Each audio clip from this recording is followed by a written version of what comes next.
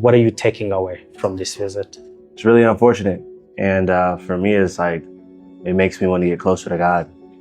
Very, very sad story. We recently just closed 100 days of commemoration of the genocide against the Tutsi. What's on your heart really for people of Rwanda? I think to honor the people, you just have to really create a movement, you know? What you guys have done, me seeing all of this, I feel like I know it. I feel like you guys did your thing when it comes to this building and, you know, all of the images that you can see. I really could have deep sympathy for the people who have lost people. So I think that's taking a negative situation and also building and putting some light around it. You know, just having this building is amazing for outsiders to come in and be able to relate to what has happened. So I think for the people who are hurting, just try to find purpose. You know, I think that can bring you some peace. If you can find purpose behind it and see what you can do to help, you know?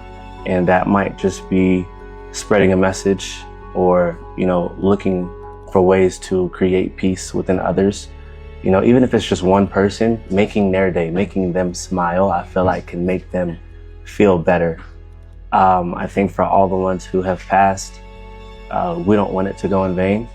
So let's try to turn this negative situation and let's try to get as many as positives that we can from it and truly honor the people who have fallen. We believe people who visit this place go back home impacted by the history and willing to talk about their experience in Rwanda and also become ambassadors of peace, taking responsibility.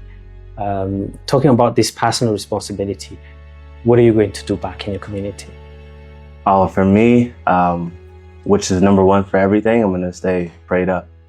I'm gonna pray for peace. I'm gonna pray for the ones who have lost people and really just, you know, sit with it and realize that it's real. The biggest thing you can do is just learn more about it because you cannot fathom what they went through.